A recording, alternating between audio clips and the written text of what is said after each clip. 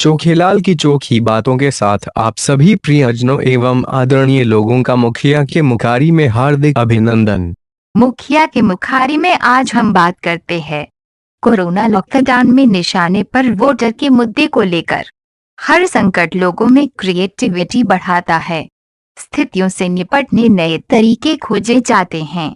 यह समय लोगों को क्रिएटिव तरीके से सोचने और आगे का रास्ता निकालने के लिए तैयार करेगा। कोरोना संक्रमण काल में गूगल, यूट्यूब की मूल कंपनी अल्फाबेट के सीईओ सुंदर पिचई ने ये बातें एक इंटरव्यू में कही हैं, जो खुद भारतीय मूल के हैं। पिचई की नज़र में इस दौरान हमने कठिनाइयों को हल किया है। यह समय क्रिएटिव तरीके से सोचने और आगे का रास्ता निकालने के लिए तैयार करेगा।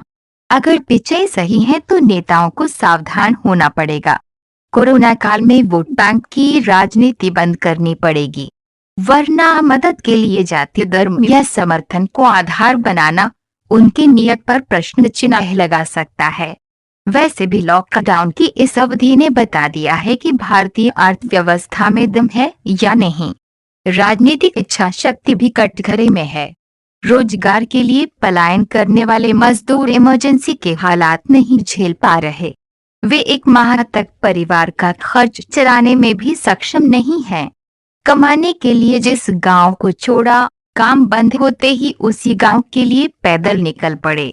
ट्रेन चलने की अफवाह सुनी, सैकड़ों की भीड़ स्टेशन की तरफ दौड़ पड़ी।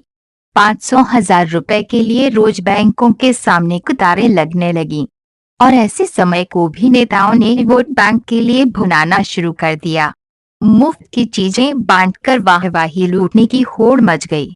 कुछ जगहों पर राशन, सैनिटाइजर, मास्क, जरूरत के सामान आदि बांटने के लिए लोग इकट्ठा किए जाने लगे ताकि सोशल मीडिया पर पोस्ट डालने के लिए मसाला मिल सके। खबर आई राजस्थान से, बताया गया कि मदद की दरकार में पहुंचे लोगों से वहां के कांग्रेसी विधायक ने पूछ लिया, कौन अच्छा है, प्रधान सेवक या सरदार? जवाब मिला प्रधान सेवक। तो कांग्रेस नेता ने बुजुर्ग महिला से राशन छोड़कर जाने की बात कह दी। इधर छत्तीसगढ़ के माननीय मंत्री जी ने लॉकडाउन तोड़ने का ठेका उठा रखा है। मुखिया फिजिकल डिस्टेंसिंग की बात कर रहे हैं और मंत्री जी भीड़ जुटाकर प्रशासन का सिर दर्द बढ़ा रहे हैं। कोरोना काल में मंत्री जी की ये लोकप्रियता मुखिया की चिंता बढ़ा सकता है। बहरहाल लॉकडाउन ने ये तो बता ही दिया है कि पलायन रोकने की सारी तरकीबें धरी रहेगी। फिर चाहे उत्तर प्रदेश हो, बिहार, झारखंड या छत्तीसगढ़, गरीब तबके का पलायन नहीं रुक रहा। तभी तो प्रदेश से बाहर रहने वाले छत्तीसगढ़ियों के लिए लाखों रुपए भेजे जा रहे हैं।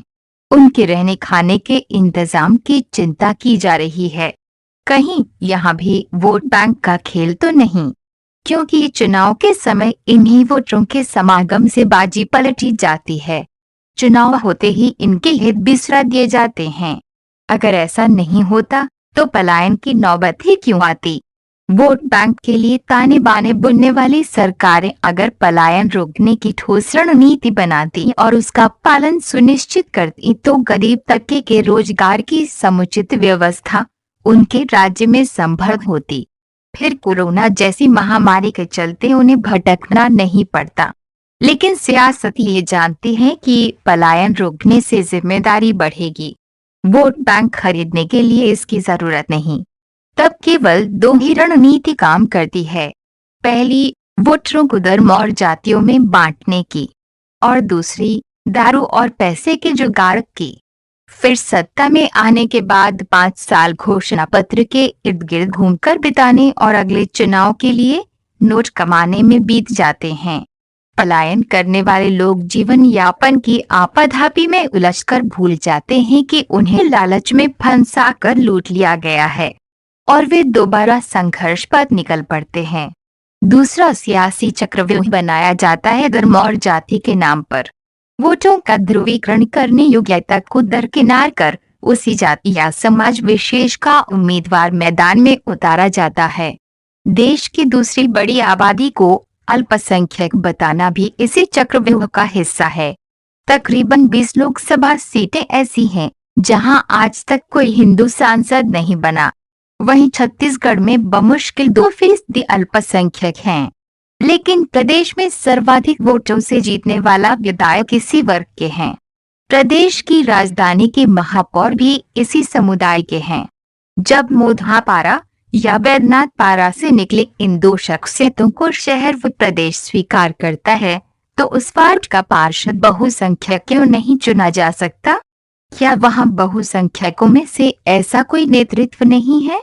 यादों से जुड़े वोटों का ध्रुवीकरण करने के नाम पर योग्यता नकारी जा रही है।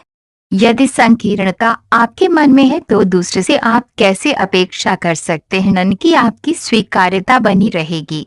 कितना टिकट किस धर्म के व्यक्ति को दें, ये सोचने की बजाय यदि राजनीतिक पार्टियां ये सोचें कि कितनी सामाजिक समरसता के साथ हमने प्रतिनिधि चुना और वह समाज के प्रति कितनी सजग हैं।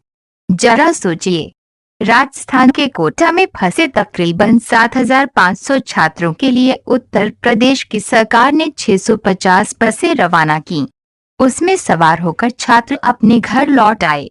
राजस्थान के मुखिया इस पहल के लिए यूपी के मुख्यमंत्री की तारीफ की और कहा कि बाकी राज्यों को भी ऐसा ही करना चाहिए।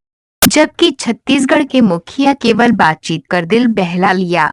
छत्तीसगढ़िया पालकों को आश्वस्त कर दिया कि वहां वे सुरक्षित हैं।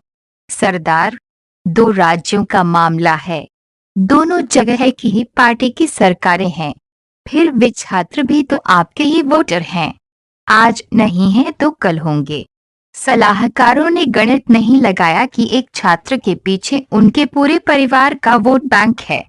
कोरोना के इस संकट काल ने वोटरों को अच्छा बुरा सोचने का वक्त दिया है, रचनात्मक तरीके से सोचने का, कठिनाइयों का हल ढूंढने का, समस्या का रास्ता निकालने का। तो क्यों न इस सियासी चक्रव्यूह से निकलने का कोई तरीका निकाला जाए। चोखियालाल आपसे आग्रह, कृपया चोखियालाल की टिप्पणियों पर नियमित रूप से अपनी राय व सुझाव इस नंबर 7,98,74,81,990 पर दें ताकि इसे बेहतर बनाया जा सके। दैनिक महाकौशल की प्रस्तुति चोखियालाल की चोखी बात अब रोज वेबसाइट छत्तीसगढ़ को पर भी। मुखिया के मुखारी में व्यवस्था पर चोट करती चोखियालाल की आक्रामक टिप्पणियों के लिए पढ़ते रहिए कलम का कौशल, महाकौशल और छत्तीसगढ़ को। धन्यवाद।